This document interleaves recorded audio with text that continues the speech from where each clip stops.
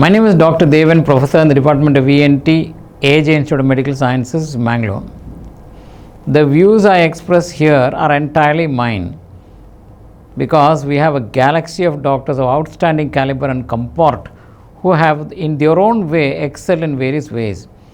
But these few opinions I need to emphasize so that the great tragedy that is unfolding can be avoided.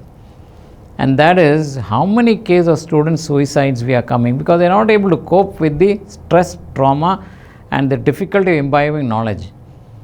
Now one thing I want to make it very clear is in studies we look at two things, the brain as a computer and the studying technique as a technique itself. When we admit a student into a college, do we look at both? We don't. We just push them into a course and expect them to do well. Imagine you have a Lamborghini car and a Fiat car and then you expect them to race side by side. How can you expect the Fiat car to keep up with the Lamborghini or BMW? So much so the brain too. What is the brain made of? Primarily fat. Now if you want to build muscles, then you could require protein. If you want to build bones, you require calcium. What is the brain made of? Fat. And in that regard, what nutritious advice do we give? And besides that, what does scholastic achievement depend upon? One mineral, iron. And if you evaluate the iron status, most are iron deficient.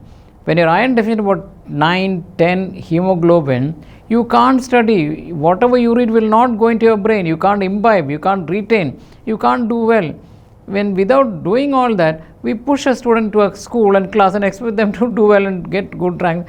It is so sad. Amma, eshtu otaramma. How much I read and I can't remember. Have you done what is required to look at the iron status? And have you evaluated every school must have a routine screening of children. See that the hemoglobin is 15, not even 14, 15 gram per deciliter. Have you done that? You have not done that. In which, not that I am criticizing, but then we need to create an awareness. Parents, please know, if your child's hemoglobin is low, they will have difficulty in studies. You have to address that. Look at the iron status and build up. Iron is the backbone of memory, retention and scholastic achievement. So therefore, don't beat and scold a child because he is not doing well in school. It is primarily because they are not able to imbibe. And many mothers run a memory enhancement. When mothers come and talk, doctor, how much he reads, he is not able to recall. Be careful and I must be cautious when I say something. I only ask one question. Does he drink tea? Invariably the answer is yes. Are you aware? Do you know that tea is a very powerful chelating agent? I never knew the connection.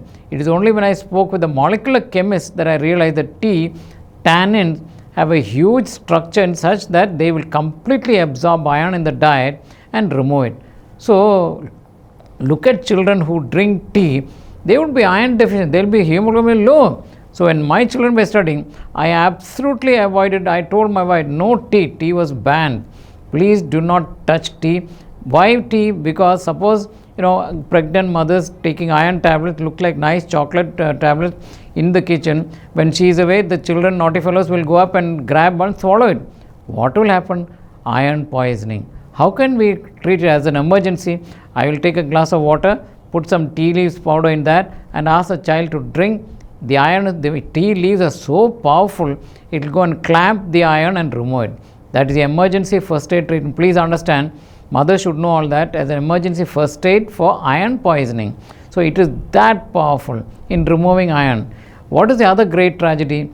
I used to sit for many years in the government hospital. How many mothers come and say, doctor, I have a little strange feeling, I am not able to swallow.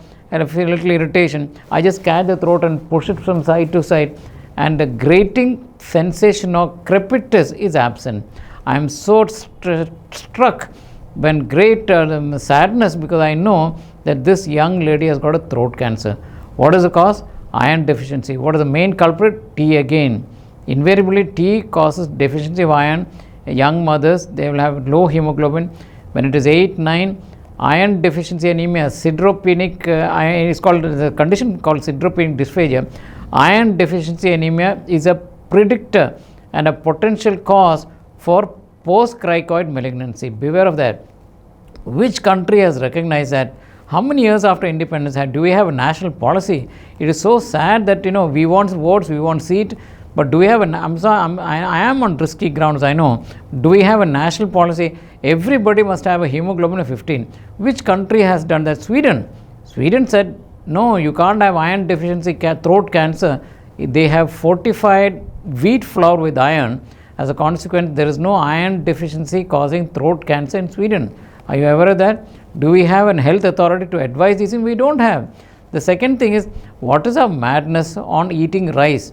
It contributes precious little to our nutrition. Still, everywhere I go to hotels and I watch, tons of rice. It contains phytates, again which will block iron. How can you avoid the iron getting blocked by phytates? By sometimes, it's good that some hotel biryani you squeeze a little lime. Lime completely clears off the phytates and allows the nutrients, especially iron, to be absorbed. Do we have it as a routine matter? Squeeze a little lime into your diet so that the iron can be absorbed. No, we don't have that. So therefore, mothers and parents, don't hammer, beat your children and scold them. No, it is not their fault. It is your fault. Please, before every school, at least once a year, check the hemoglobin status and ensure that they have adequate iron stores and the hemoglobin is 15 grams. It makes them healthy also. As a national health policy, every Indian should have hemoglobin 15. 80% of illnesses will disappear. Do we have that as a focus? No, we don't have. The second thing is, please know, Amma, I studied everything, I was so good. I class test. But when the final exam came, nothing I could remember. Please realize the short to long term memory conversion happens, as a doctor I will tell you, the hippocampal area of the brain. What is it rich in? Zinc. And therefore, when in my memory center, a little bit of zinc I give, and the results are amazing, because at the end of it, later they say he was hardly passing, now he's a class topper. You study thoroughly, it will retain for a short while and disappear. To convert from short to long term memory molecule, you require zinc. Do we have zinc in our diet? No, we don't have it. It only comes from dry fruits. So therefore, look at zinc rich fruits. I will not talk about oysters because they are too rich, but you must have a little amount of zinc, which if you are not, then you will remember if you have iron, but then you will not have a long term memory. Third, I said if you want to build bones, you require calcium. If you will want to build your brain, which is fat, what is the most important? What is it that I give is fish oil or ghee. Ghee is brain food, and a community of people who consume ghee 3 times a day, they are razor sharp and brilliant. Ayurvedic physicians who take a lot of ghee in their diet, they are even at 80, 85, their memory is razor sharp. The other thing about ghee is when I had the good point to go to America, how much of neurological diseases we come across of Alzheimer's, Lou Gehrig, amyotrophic, so many neurological, tons of them. Do we come across that here? Very rarely. Very rarely I do come across such things. What is it that the difference between America and here? Every Indian takes a little bit of ghee every day. It's almost absent in the American diet. Should they realize it? Now, these are my personal opinions, and of course now a lot of research, and we have done. I talked about zinc. My student Dr. Karthik was the one who did the study on, look at how many patients are having tonsils and those who don't have. Recurrent tonsillitis is reflected in only one thing, low levels of zinc. And the moment we started giving that, these things disappeared. Do we have that as a routine treatment option? Offer a medical cure for a surgical problem. Do we do that? We don't do that. So therefore, there is something really, really sad. All parents and teachers, I caution and warn you and request you, when a child is not doing well, do not berate or find fault. The fault is primarily in us. Look at their hemoglobin status, build it up to 15. Make sure that they have a little amount of iron-rich something in their diet daily. What is the iron-rich thing that you can give? I know I should not talk about brand names, but I don't know any other brand name. So the brand that I recommend is the date syrup. There's only one brand by name Lion. Date syrup is available. Give a teaspoon a day, or black raisins or prune. They're all iron rich. They are dark in color because they're iron rich. Give a little bit of iron rich something every day. Make sure the hemoglobin, and then add a little bit of ghee in their diet every day. I used to ask my wife to give my children ghee so that at least the memory part is well looked after. So it's something I really want to highlight. Primarily is for the teachers and parents and students. Take advantage. If you're not doing well, it's not your fault. Make sure that your brain is razor sharp.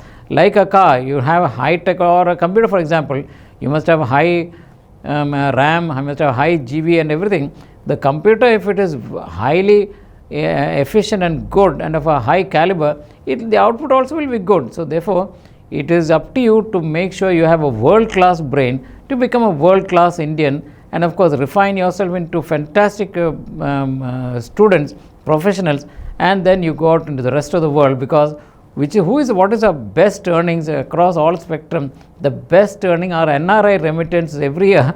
We are having about $100 billion. Make Indians world class. The world is waiting for you, and then go out and grab all the major companies. Who is the CEO? Indians. Indians are that good. It is high time that instead of them coming and capturing lands and all that, it is high time we go and capture the world and be a towering force in the world in years to come. Thank you so much.